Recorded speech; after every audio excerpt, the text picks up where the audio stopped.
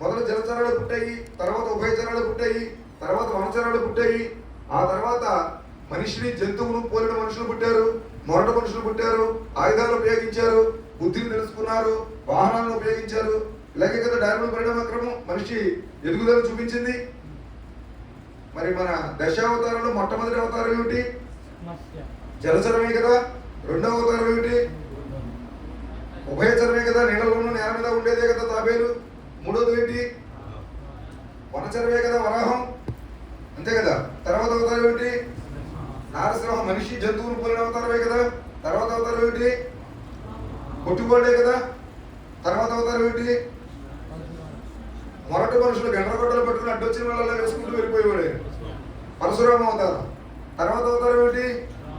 తెలివితేటలు నేర్చుకుని ఆయుధాలను ఉపయోగించి ఒకే బాణంతో రాక్షస సంహారం చేసినటువంటి వీరుడు పుట్టినటువంటి అవతారం అది రామావతారం. తర్వాత అవతారం బుద్ధిని ప్రకోపించేసి తన తెలివితేటలతో సాధన చేసినటువంటి జగద్గురువు కృష్ణుడు అవతరించినటువంటి అవతారం. కాబట్టి ఇట్లా దశావతారాలన్నీ కూడా డార్విన్ పరిణామ క్రమానికి దగ్గరగా ఉండడం ద్వారా దీని వెనక సైన్స్ ఉందని ప్రపంచం అంగీకరిస్తున్నటువంటి దేశం. బట్ అటువంటి అనేక మంది దేవతామూర్తులు అవతరించారు.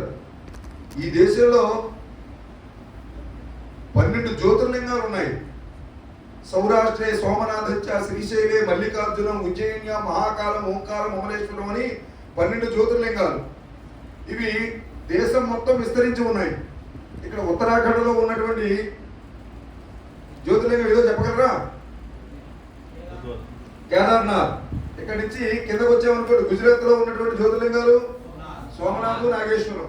ఇక్కడ నుంచి పక్కకు వచ్చామనుకోండి ఉత్తరప్రదేశ్ లో ఉన్నది విశ్వేశ్వరుడు. ఇక్కడ నుంచి మధ్యప్రదేశ్ వస్తే ఉజ్జయిని. ఇక్కడ నుంచి మహారాష్ట్ర వస్తే ఓంకారేశ్వరుడు. ఇక్కడ కూడా ఓంకారేశ్వరుడు ఉన్నాడు. ఇక్కడ పల్లి వైద్యనాథుడు, త్రయంబకేశ్వరుడు, ఠాకిన్యాం భీమశంకరం. ఇలా కిందకు వస్తే శ్రీశైలం, ఆంధ్రప్రదేశ్ వస్తే శ్రీశైలం, ఇక్కడ రామేశ్వరం. ఇలా 12 జ్యోతిర్లింగాలుగా భారతదేశంలో భగవంతుడు కొలువై ఉన్నాడు. అష్టాదశ శక్తిపీఠాలు ఉన్నాయి. లంకాయాం శాంకరీదేవి, కామాక్షి, కాంచికాపురి, ప్రద్యుమ్నే, శృంఖలాదేవి, చాముండే, క్రౌంచపట్టనే, అల్లాపురి, జోగులాంబ, శ్రీశైలే, భ్రమరాంబిక, కొల్హాపురి, మహాలక్ష్మి, ముహూర్తే, ఏకవీరిక, ఉజ్జయిన్య, మహాకాళి, పీఠికాయన, పురోహిత, వాధ్యాయం, గిరిజాదేవి, మాణిక్య, దక్షవాటికారి, క్షేత్రే, కామరూపి, ప్రయాగే, మాధవేశ్వరి, జ్వాలయం, వైష్ణవీదేవి, గయా, మంగళ గౌరిక, వారణాసి, విశాలాక్షి, కాశ్మీరే తు సరస్వతి. ఈ దేశం యొక్క అన్ని హద్దులలోనూ ఈ 12 జ్యోతిర్లింగాలు ఉన్నాయి. దేశమంతా విస్తరించి ఉన్నారు అమ్మవారు శక్తిపీఠాల రూపంలో. కాబట్టి మన ఆంధ్రప్రదేశ్లో కూడా 3 ప్రదేశాల్లో శక్తిపీఠాలు ఉన్నాయి. మన ఆంధ్రప్రదేశ్లో ఉండేటో తెలుసుకోవాలి. ఆ 3 శక్తిపీఠాలు ఏమిటి? మీకు కోతవేటు దూరంలో అమ్మవారు జగజ్జనని పేరు భ్రమరాంబికాదేవి, పిఠాపురంలో పురోహితికాదేవి, మాణిక్యాదేవి ద్రాక్షారామంలో, అలాగే అన్ని చోట్ల కాశ్మీర్లో సరస్వతీదేవిగా, అన్ని ఆఖరికి మొట్టమొదటి శక్తిపీఠం నేపాల్లో శ్రీలంకలో ఉన్నది. ఆ శక్తిపీఠం పేరు శాంకరీదేవి. ఇట్లా 18 ప్రదేశాల్లో ఉన్నాయి. ఇది కాకుండా విష్ణుమూర్తి ఈ భారతదేశానికి 4 మూలలా కొలువై ఉన్నాడు చతుర్థ ధాముడుగా. అది ఎక్కడ అంటే ఉత్తరాఖండ్లో బద్రీనాథుడిగా, గుజరాత్లో ద్వారకానాథుడిగా, తూర్పుకు వస్తే ఒరిస్సాలో జగన్నాథుడిగా, ఇక్కడి నుంచి తమిళనాడుకు వస్తే రంగనాథుడిగా. 4 వైపులా కూడా విష్ణుమూర్తి కొలువై ఉన్నాడు. నిరంతరం ఈ భూమిని కాపాడుతూ ఉంటాడు ఆయన. దీంతో పాటుగా ఈ దేశంలో మన ఆంధ్రప్రదేశ్కి వచ్చేటప్పటికి 5 పంచారామాలు ఉన్నాయి. అలాగే ఆంధ్ర తెలంగాణలో పంచభూతాత్మక శివలింగాలు ఉన్నాయి. ఇది కాకుండా శబరిమల క్షేత్రము, ఇలా అనేక క్షేత్రాలు, వైష్ణోదేవి క్షేత్రము, అమర్నాథ్ క్షేత్రము, ఇలాగా కంకరమే శంకర అని మనం భావించే విధంగా ప్రతి రాయి, రప్ప, చెట్టు, పుట్ట, ఆకాశం, అగ్ని, మనిషి, జంతువు, కీటకము, వృక్షం అన్నిటిలోనూ కూడా భగవంతుడు ఉన్నాడు. కాబట్టి ఈ భూమిని దైవ భూమి అని పిలుచుకున్నారు. దైవం నిర్మించిన భూమి, దైవం కొలువున్న భూమి, దైవం అవతరించబోయే భూమి కూడా ఇదే కావడం వల్ల దీన్ని దైవ భూమి అని పిలుచుకున్నాం మనం ఈ భారతదేశాన్ని. ఇప్పుడు ఆధ్యాత్మిక విషయాన్ని పక్కకు వద్దాం. ఇంకా పంచమాధవ క్షేత్రాలు, పంచ సరోవరాలు, సప్త సరస్వతి క్షేత్రాలు, ఇవన్నీ చెప్పుకోవాలంటే సమయం సరిపోదు. కాబట్టి ఇవన్నీ కూడా ఉన్నాయని మాత్రమే పరిచయం చేస్తున్నాను. దీని తర్వాత ఇక్కడ నుంచి మనం చారిత్రాత్మక అంశంలోకి వద్దాం. ఇందాక భౌగోళికంగా తెలుసుకున్నాము, దాని తర్వాత ఆధ్యాత్మికంగా తెలుసుకున్నాము, ఇప్పుడు చారిత్రాత్మకంగా తెలుసుకుందాం. ఒక్కొక్క భాగం నుంచి వద్దాము, ఇక్కడి నుంచి కొంచెం వేగంగా చెప్పుకుందాం. మొట్టమొదటి ప్రాంతం తీసుకునేది ఏంటంటే గాంధారము. దీన్ని ఉపగణ స్థానము అంటారు, గాంధార దేశము అంటారు. ఇది భారతదేశంలో భాగంగా ఉండేది. ఇది ఈ భాగము ఈవేళ భారతదేశంలో లేదు. ఆఫ్ఘనిస్తాన్ పేరుతో 6,52,100 చదరపు కిలోమీటర్ల భూమి ఆఫ్ఘనిస్తాన్ పేరుతో భారతదేశం నుంచి విడిపోయింది. ఇక్కడ ఉన్న చరిత్రను ఒకసారి గుర్తు తెచ్చుకుందాం. గాంధారము అంటే గాంధారి దేశము. గాంధారి ఎవరు? కౌరవుల ధృతరాష్ట్రుని, శకుని. ఇప్పుడు మనకి ఆవిడకి ఎంత సంబంధం ఉందో అర్థమైందా? అటువంటి మహాభారత గాథకి ప్రధానమైన ఇతివృత్తము గాంధారి. ఆ గాంధారి పుట్టినటువంటి ప్రదేశం గాంధార్. ఇది ఆఫ్ఘనిస్తాన్గా మారిపోయిన తర్వాత ఇది కాందహార్ అయింది. ఆ గాంధార దేశం కాస్త కాందహార్ అయ్యాక ఏమైంది అంటే మన భారత విమానాన్ని హైజాక్ చేసే పరిస్థితికి వచ్చింది. దురంధర్ సినిమాలో చూశారు కదా, అది ఇదే ప్రదేశం కాందహార్. ఇది గాంధార దేశం, ఇది ఉపగణ దేశం. ఇక్కడ రాజా రణబలని పరిపాలిస్తూ ఉండేవారు. ఈయన రణంలో అత్యంత బలము కలిగిన వాడు. శత్రువులు యుద్ధానికి వస్తే అవలీలగా జయించేవాడు. ఈయన రాజ్యంలో ఈయనకి ఒక సేనాని ఉన్నాడు, ఆయన పేరు హరిసింగ్. 11 సంవత్సరాల వయసులో పులిని చంపాడు ఆయన. ఆ పులిని చంపిన ధైర్యాన్ని చూసి రాజు అంతఃపురాన్ని పిలిచి, పులిని చంపేవాడు నువ్వు, నిజమేనంటే నిజమే అన్నాడు. పులిని చూస్తే భయం లేదంటే భయం అంటే ఏమిటి అని అడిగాడు. ఇంత చిన్న వయసులో భయం అంటే ఏమిటో తెలియకుండా పులి మీద కలిగిపడ్డాడంటే ఇటువంటి వాడు కావాలి నా రాజ్యానికి అని చెప్పి అతనికి శిక్షణ ఇచ్చాడు, విద్యాబుద్ధులు నేర్పాడు, సైనిక విద్య నేర్పాడు, సైనికుడు చేశాడు, సైనికాధికారిని చేశాడు, సైన్యాధ్యక్షుడు చేశాడు. ఏ రోజైతే అంతఃపురానికి కురాన్ని తీసుకొచ్చారో ఆ రోజుని నాల్వా అని బిరుదునిచ్చారు. హరిసింగ్ని ఆ రోజు నుంచి అందరూ హరిసింగ్ నాల్వా అని పిలిచేవారు. అంటే నాల్వా అంటే ఉపగణ భాషలో పులిని జయించిన వాడు అని అర్థం. ఆ విధంగా హరిసింగ్ నాల్వా ఈ జమృత్ కోటను కేంద్రం చేసుకుని నిరంతరము కాపు కాస్తూ ఉండేవాడు. హరిసింగ్ నాల్వా యుద్ధంలో ఉన్నారంటే పట్టణ యుద్ధంలోకి వచ్చేవారు కాదు, పారిపోయేవారు. అంత శౌర్యశీలుడు అని మాట ఈయన. అటువంటి హరిసింగ్ నాల్వా వృద్ధుడైపోయాడు. 80 సంవత్సరాల వయసు వచ్చింది, విషజ్వరం వచ్చింది, మంచం మీద పడుకుని ఉన్నాడు. ఇది అదునుగా తలచి హరిసింగ్ నాల్వా లేవలేని పరిస్థితిలో ఉన్నాడని చెప్పి 5,000 మంది పఠాలు వచ్చి జమృత్ కోటను చుట్టుముట్టారు ఆక్రమించుకోవడానికి.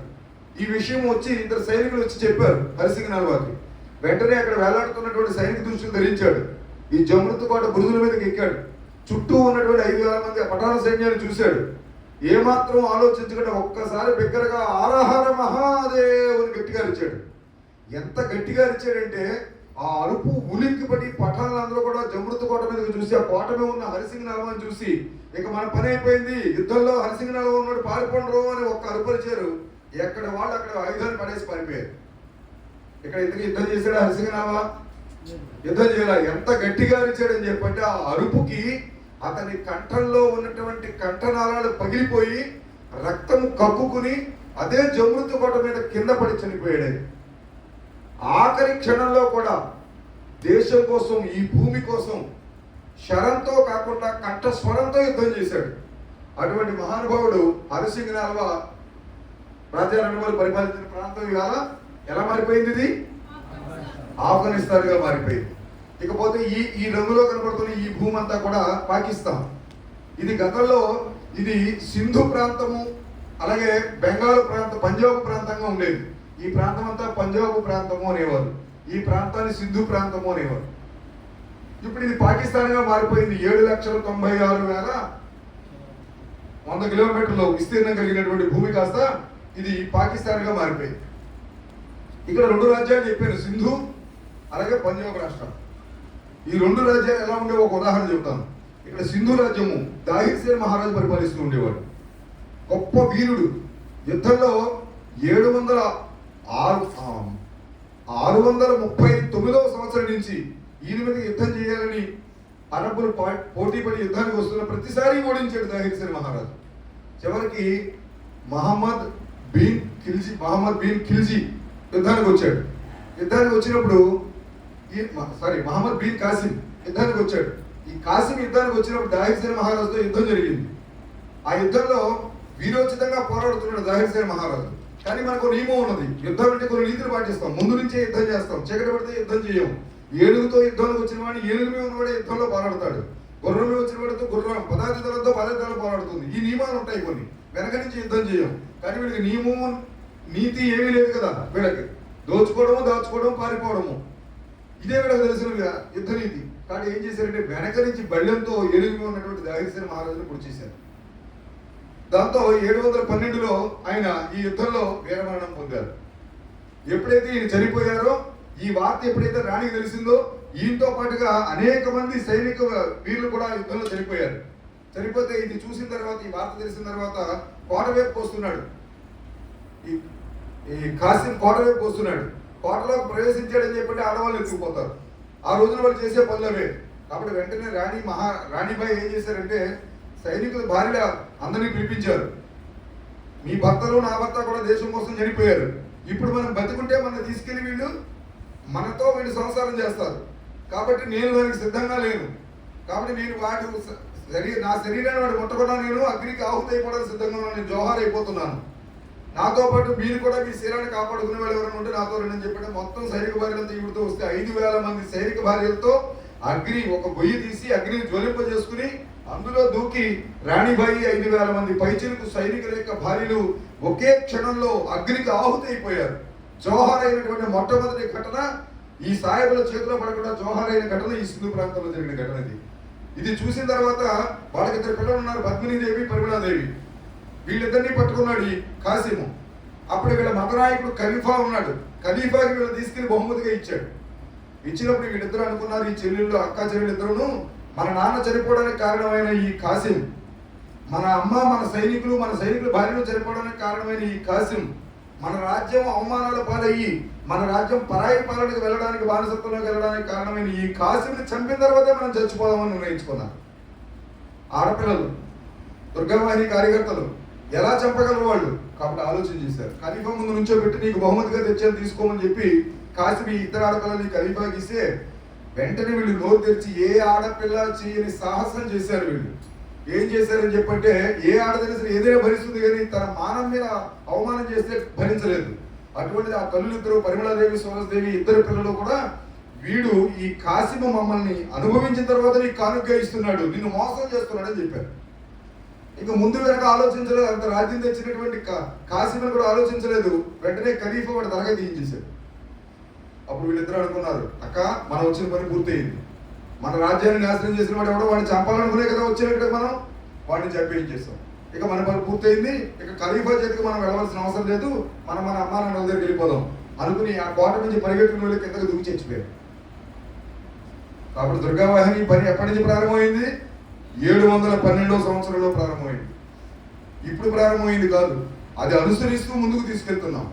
ఇకపోతే ఈయన కొడుకు జయసింహుడు 712లో రాజ్యం పోతే 717కి 80% రాజ్యాన్ని వెనక్కి తెచ్చేశాడు.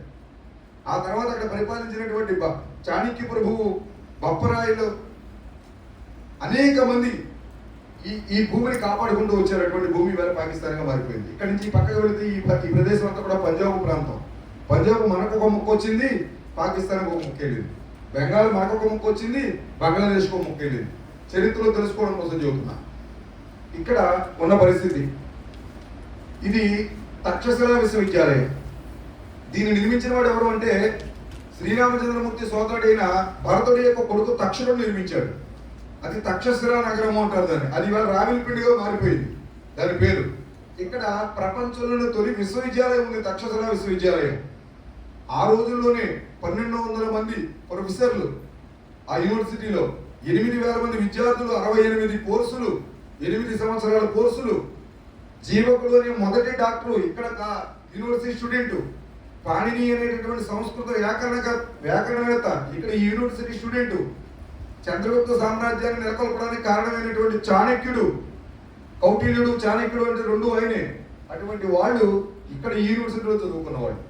అటువంటి యూనివర్సిటీని ఎప్పుడైతే ఇది మారిపోయిందో, పాకిస్తాన్గా మారిపోయిందో, మాకు చదువులు అక్కర్లేదు, తుపాకులు ఉండే చాలని చెప్పి ఆ విశ్వవిద్యాలయం మొత్తం కూల్చేసుకున్నారు. ఇవాళ తక్షశిల విశ్వవిద్యాలయం లేదు. భారతదేశం తొలి యూనివర్సిటీ ఇన్ వరల్డ్. అటువంటి యూనివర్సిటీ లేకుండా పోయింది. పాకిస్తాన్లోకి ఆ భూమి పోయింది. అలాగే ఈ సిక్కుల యొక్క గురునానక్ పుట్టినటువంటి తల్వణి గ్రామం, ఇది కూడా పాకిస్తాన్లోకి వెళ్ళిపోయింది. నన్కా సాహెబ్ అని చెప్పి ఆ గ్రామం పేరు మార్చేశారు. భగత్ సింగ్ పుట్టిన ప్రదేశం కూడా ఇక్కడే ఉన్నది. శ్రీరామచంద్రమూర్తి యొక్క కొడుకు లవుడు నిర్మించినటువంటి లవపురి కూడా ఇక్కడే ఉన్నది. అంతే, లవపురి. అలాగే హిరణ్యకశిపుడి నుంచి ప్రహ్లాదుని కాపాడడానికి విష్ణుమూర్తి అవతారం ఎత్తినటువంటి మూలస్థానము ఏదైతే ఉన్నదో ఇవాళ ముల్తాన్ పేరుతో ఇది కూడా పాకిస్తాన్లోనే ఉన్నది. ఇటువంటి ఈ భూభాగం మొత్తం పాకిస్తాన్గా వెళ్ళిపోయింది.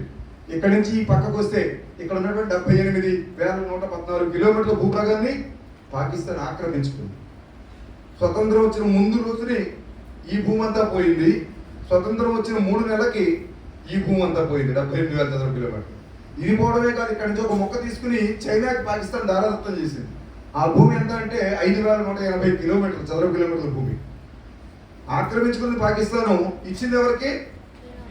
చైనాకి. అత్త సొమ్ము అల్లుడు దానం చేశాడట. అలా భారత భూమిని పట్టుకెళ్ళి చైనాకి ఇచ్చారు. ఇది సరిపోదని చెప్పి చైనా వాళ్ళు 37,000 చదరపు కిలోమీటర్ల భూమిని వీళ్ళు ఆక్రమించారు అక్షయ చైనాలో. ఈ భూమి కోల్పోయాం. ఇక్కడి నుంచి ఈ పక్కకు వస్తే ఈ పక్కన ఉన్న మన సరిహద్దులు చెబుతున్నారు ముందు. ఇది త్రిపిష్టకం అంటే టిబెట్ అంటారు. మేము భారతదేశంలో భాగము అని వాళ్ళు చెబుతున్నారు. 5,128 సంవత్సరాల క్రితం కురుక్షేత్ర యుద్ధం జరిగినప్పుడు, భారత కథ జరుగుతున్నప్పుడు అప్పటికి భారతదేశంలో భాగంగానే ఉంది. ఇది ఎప్పటి వరకు భాగంగా ఉందంటే 1959 వరకు భారతదేశంలో భాగంగానే ఉంది. మేము భారతదేశంలోనే కలిసి ఉంటాము, మమ్మల్ని భారతదేశంలోనే ఉండనివ్వండి అని చెప్పి మన నాయకులకి వాళ్ళు ఉత్తరాలు రాస్తున్నా కూడా 1935లో 36లో ఉత్తరం రాస్తే మన వాళ్ళు పట్టించుకోలేదు. 1938 వరకు కూడా 39లో కూడా వాళ్ళ చెబుతున్నా కూడా పట్టించుకోలేదు. ఈ లోపల చైనా వాళ్ళ మీద ఆక్రమణ చేసింది. 1956 నాటికి ఇక్కడ ఉన్నటువంటి ఈ టిబెట్ ప్రాంతాన్ని 25,000 చదరపు కిలోమీటర్లు ఈ భూమిని మొత్తం కోల్పోయాం. ఇది చైనా పట్టుకుపోయింది. ఇక్కడి నుంచి ఈ పక్కకు వస్తే ఇలా తిరిగి ఇక్కడికి వస్తే ఇక్కడ ఉన్నటువంటి ఈ భూమి మయన్మార్ అంటున్నాం. ఇవాళ బర్మా అనేవాళ్ళం, బ్రహ్మదేశ్ అనేవాళ్ళం. దీన్ని పూర్వం ఈ ప్రదేశం మొత్తం కూడా ఇది ఎలాంటి ప్రదేశం అని చెప్పంటే ఆజాద్ హిందూ ఫౌజ్ని స్థాపించింది ఎవరు? ఆ సుభాష్ చంద్రబోస్ ఆ సేనని ఇక్కడి నుంచి నడిపించి తీసుకెళ్లారు. అటువంటి భూమి మాండలే జైలు ఉంది. తిలక్ శిక్షణ భూమించిన, గాంధీ గారు శిక్షణ భూమించిన, సుభాష్ చంద్రబోస్ శిక్షణ భూమించినటువంటి ప్రదేశం ఈ మాండలే జైలు. అటువంటి ప్రదేశం ఇది. ఈ ప్రదేశం కాస్త ఇవాళ భారతదేశం నుంచి విడిపోయి 6,76,000 చదరపు కిలోమీటర్ల భూమి ఈ దేశం నుంచి వెళ్ళిపోయింది. ఈ పక్కన ఉన్నటువంటి నేపాల్ ఇది 1,40,800 చదరపు కిలోమీటర్ల భూమి. ఇది భారతదేశంలో భాగము. మన శ్రీరాముడు పుట్టింది ఎక్కడ? మన సీతమ్మ తల్లి పుట్టింది ఎక్కడ? జనక్పూర్లో పుట్టింది ఈ తల్లి. ఇది ఈవేళ భారతదేశంలో లేకుండా చేశారు. ఒక్క కలం సంతకంతో 1927లో బ్రిటిష్ వాళ్ళు ఈ దేశం నుంచి తీసి అవతల పడేశారు. ఎంత చారిత్రాత్మక బంధం